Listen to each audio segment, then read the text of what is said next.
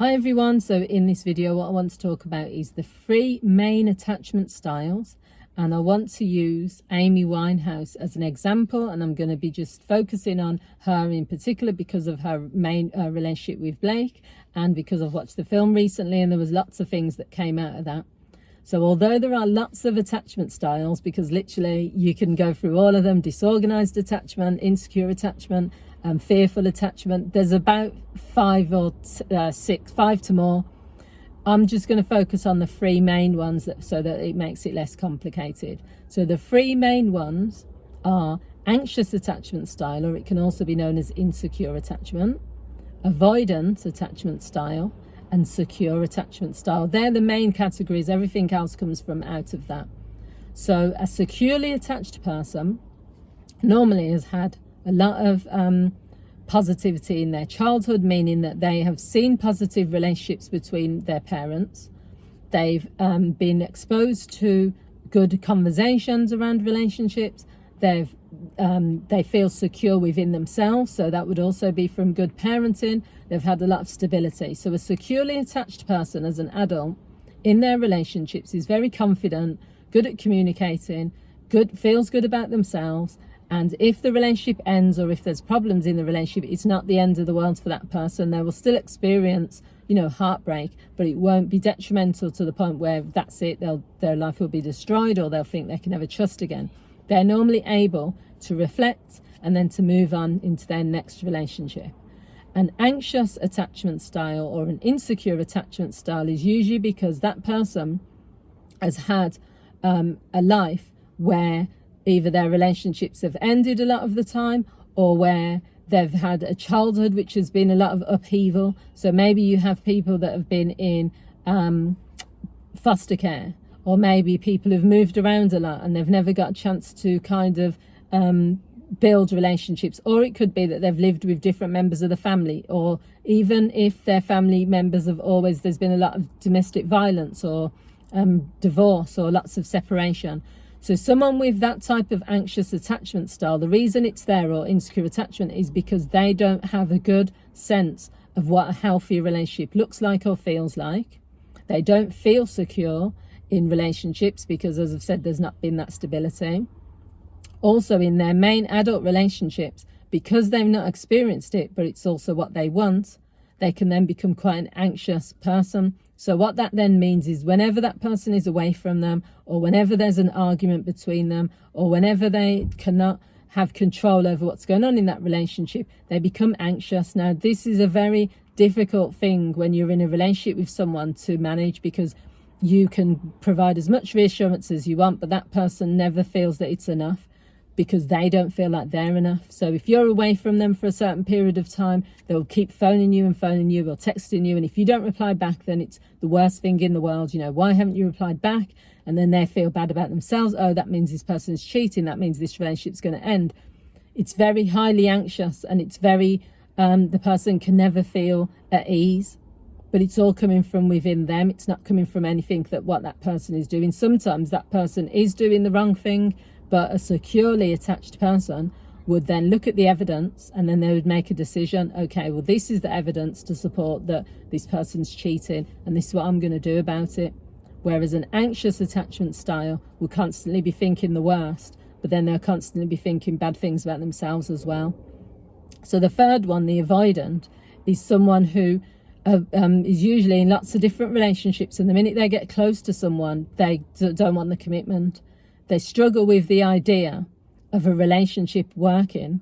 So deep down, they want a solid relationship, but they don't believe it's possible. So they've either experienced lots of negative relationships around them, or relationships where maybe they've had lots of conversations with their parents or people influential in their life telling them, it's not worth settling down with one person. It's better to move around, and women shouldn't be treated like they're the queen. You should have lots of different women on the go.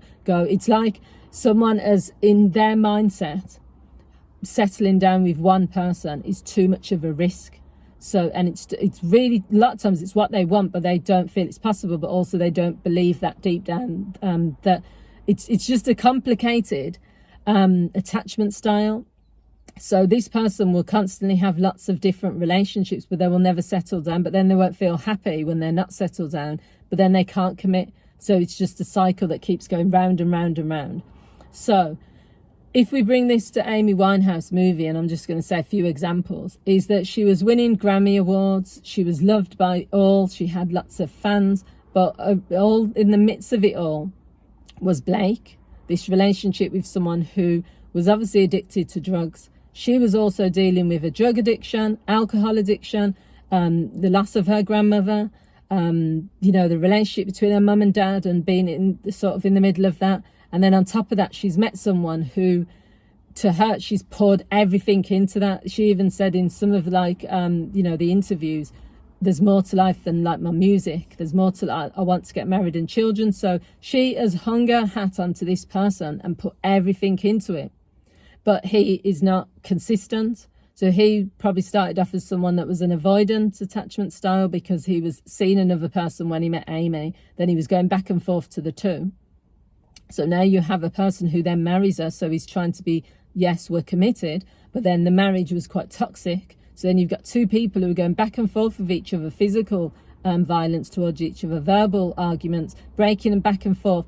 So she is trying, amongst all of this, to just win him back by all means necessary. So she can't live without him because when he's away from her, it's too painful. But then when he's with her, she's not feeling good either because she's, in her concerts and things, it shows that she's always talking about him, saying that he's the best thing in her life. He's not reciprocating. So here you have two people who are just, it's not going anywhere.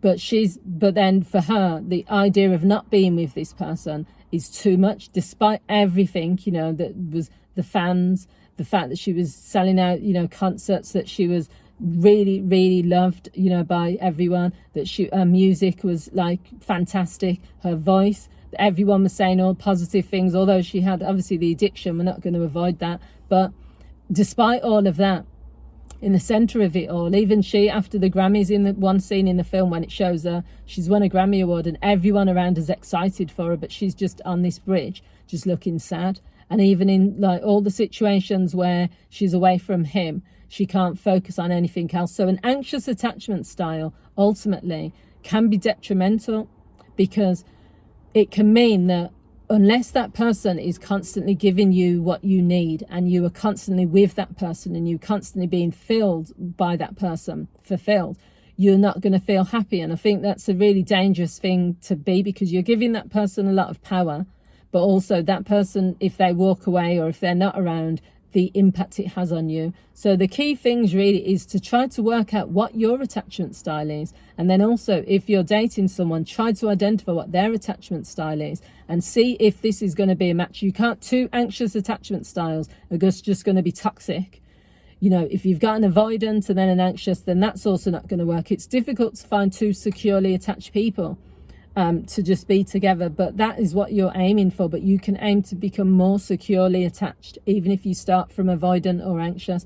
But if you're just going to remain in this anxious style of operating, what it's just going to mean is that people are going to you're going to cancel each other out. So if you've got two really anxious or insecure people all trying to say, well, that's where like accusing each other of flirting, accusing each other of cheating, wanting to check people's phones all the time. All that comes from being insecure and an insecure attachment style. Because if you were secure in the relationship you have, you don't need to do all of that stuff. Because it's all down to fear. Anxious attachment style and avoidant attachment style is just fear-based, whereas securely attached is you're solid, you're confident, you know that you don't own that person. If they want to walk, they can walk. But at the same time, you're going to do the best you can do to make this a good relationship. But if they leave, you'll be okay. So I'll do probably more about this, like just looking at attachment styles. But I hope you found this useful. If you have, feel free to share this with other people. Leave your comments. I'd love to hear what you think. Thanks for watching. See you all soon. Bye.